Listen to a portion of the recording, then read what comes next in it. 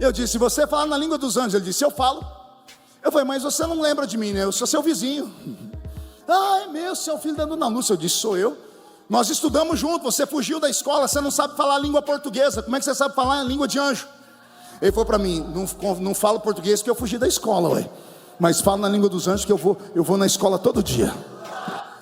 Pastor Marco Feliciano e o testemunho do batismo com o Espírito Santo. Assista comigo até o final. Depois não se esqueça de se inscrever em nosso canal e também de ativar o sininho das notificações. Nos diga de que lugar do Brasil ou do mundo você está nos assistindo. Assista comigo até o final e seja edificado.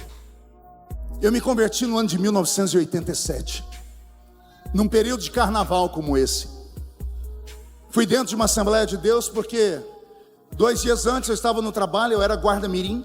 A guarda-mirim era uma instituição da minha cidade, liderada pelo Lions Club e o Rotary, que cuidava de meninos que não tinham pai.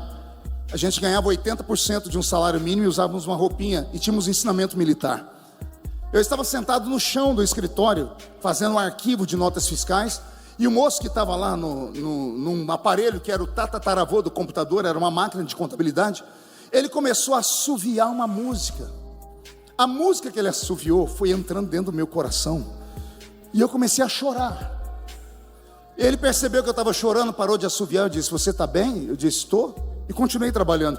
E ele continuou assoviando. Aí eu chorei de me sacudir.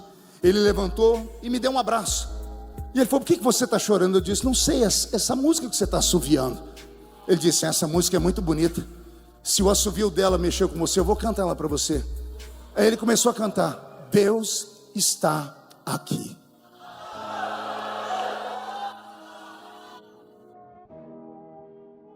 Tão certo como o ar que eu respiro,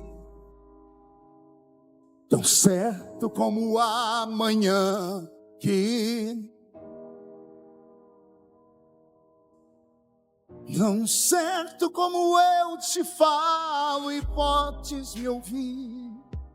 Ele, ao cantar isso, mudou o meu coração, virou uma chave aqui dentro. E ele disse: quer ir num culto comigo hoje à noite? Era uma quinta-feira. Eu disse: eu quero. Fui para o culto, chuvoso dia. Era o culto de Pedro, Tiago e João. Só tinha meia dúzia de crentes dentro da igreja. Eu sentei lá no fundo, do lado de um rapaz que me assustou o culto inteiro. Porque ele começou o culto quietinho, daqui a pouco ele foi ficando valente. E ele começou a bater o pé no chão, daqui a pouco ele fazia, parecia um homenzinho torto.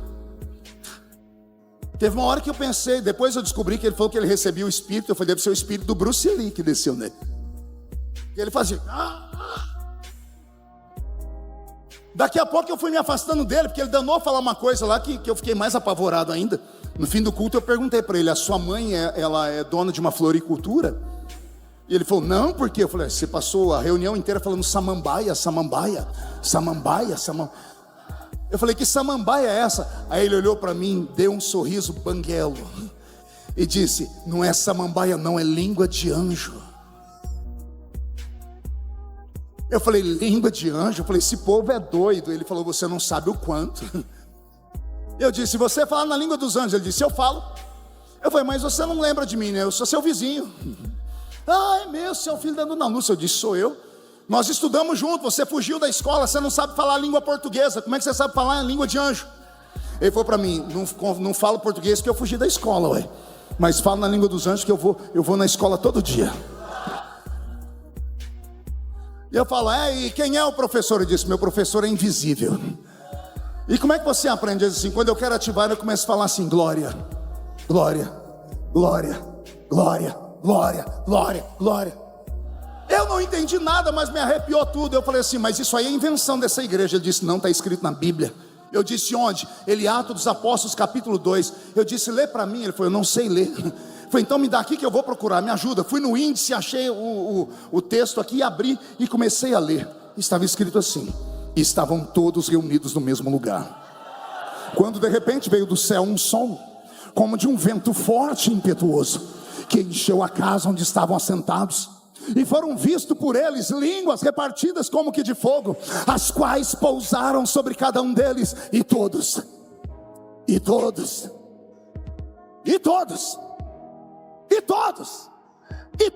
foram cheios do Espírito Santo e começaram a falar em outras línguas, conforme o Espírito Santo lhes concedia que falassem.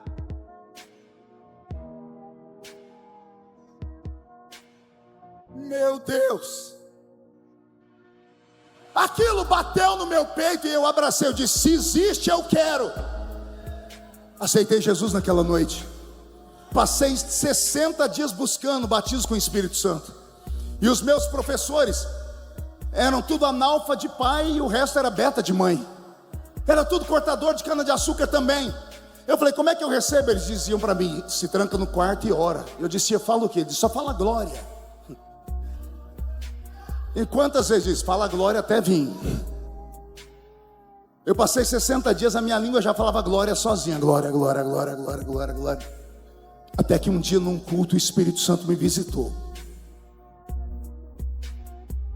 Eu falei em línguas por 3 horas sem parar. Ali o Senhor mudou a minha história. Assembleia de Deus, a nossa marca ainda é o batismo com o Espírito Santo. Só temos um problema, pergunte qual? Só falo se todo mundo perguntar. Só falo se todo mundo perguntar fazendo biquinho. Ah, povo fofo. É que nos ensinam a buscar, mas não nos ensinam para que serve. Aí o crente busca até receber. Aí recebeu, ele se acomoda. Aí passa o culto inteiro aí, ó, o irmão do seu lado é batizado com o Espírito Santo, mas você não ouviu ele falar em línguas ainda, né? Você vai falar com ele e diz assim: eu não sou mais um crente menino. Eu não falo a qualquer hora. Eu só falo quando eu sinto. O que o irmão tem que sentir para falar em línguas? Me fala aí. O vento das asas do arcanjo Miguel no rosto? Uma brasa de fogo tirada lá do altar do Senhor queimando seus lábios? Eu não preciso sentir nada para falar em línguas. Língua não é um sentimento, é um idioma. Um idioma dado pelo Senhor na nossa mente.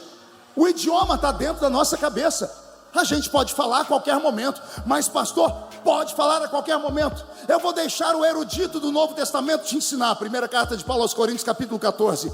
Quem fala em línguas, na verdade não fala. Quem ora em línguas. Paulo diz: aquele que ora em língua estranha, a sua mente fica sem fruto. Vou interpretar. Quem ora em línguas não sabe o que está falando. Se eu não sei o que eu estou falando, por que eu oro? Aí o apóstolo continua: aquele que ora em língua estranha, a sua mente fica sem fruto, mas o seu espírito, ele ora bem. E alguém perguntou: mas ora o quê? Aí Paulo diz assim: não sei. Mas como, Paulo? E Paulo vai dizendo: aquele que fala em línguas não fala a homens, senão a Deus. E fala o quê? Fala com Deus em mistérios. Ai, Jesus, diga comigo: mistérios. Não me pergunte o que é mistério, porque se eu soubesse não era mistério.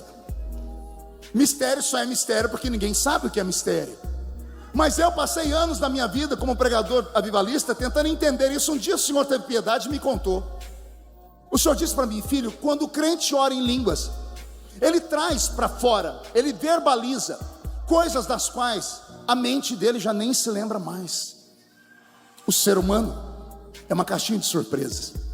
Tudo que nós vimos, ouvimos e sentimos de 0 a 7 anos moldou o nosso caráter, ou a nossa personalidade.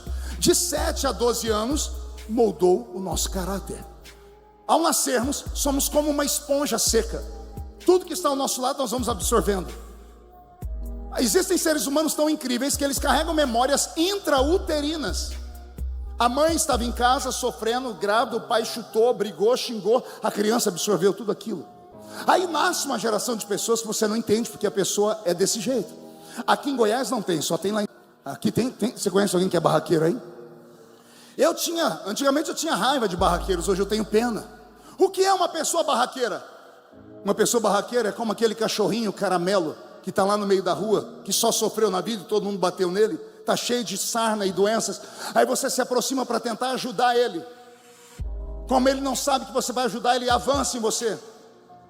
A pessoa barraqueira é aquela pessoa que a única arma de defesa que ela tem é o ataque, porque ela carrega traumas dentro da mente dela. Você acha mesmo que você nasceu para ser fleumático como você é? Essa pessoa zen, tímida, que não abre a boca por nada? Você acha mesmo que você nasceu para ser essa pessoa expansiva, fala mais que o homem da cobra? É sério, olha do seu lado essa pessoa chata de galocha, cri-cri.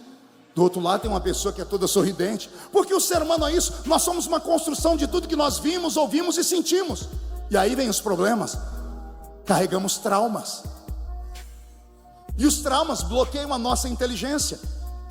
Os traumas, quando são violentos demais, o nosso organismo, para suportar, bloqueia esses traumas ao ponto de apagá-los da nossa mente e a gente não se lembrar mais deles. Exatamente, foi um subterfúgio do organismo para não ter um ataque. E aí vem Paulo e diz assim: quem ora em línguas, fala em mistérios. Que mistérios? Os mistérios mais profundos da sua alma. Vou explicar. Pedro, antes do batismo com o Espírito Santo, a autoestima dele ia lá embaixo. Pedro, antes do batismo com o Espírito Santo, era medroso.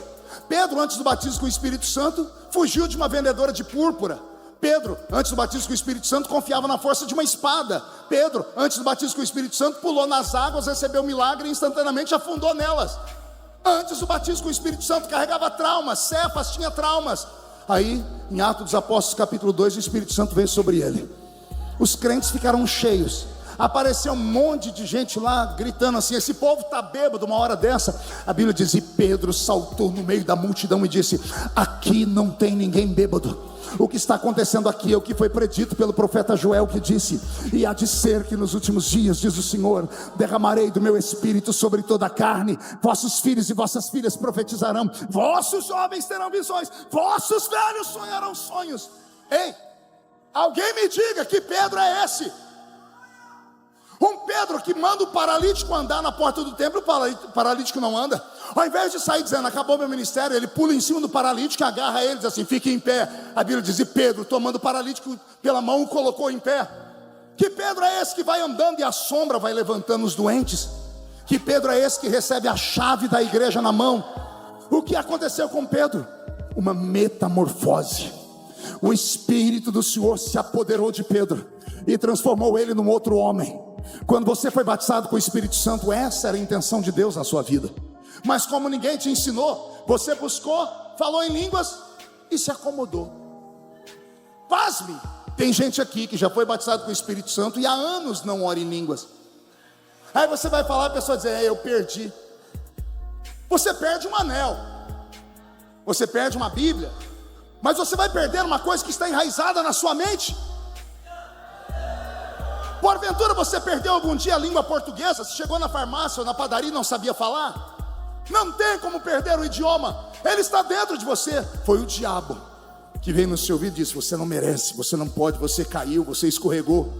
Aí eu estou hoje aqui em nome de Jesus para agarrar esses demônios pelo chifre, esfregar a cara deles no chão e falar: saiam de Goiás.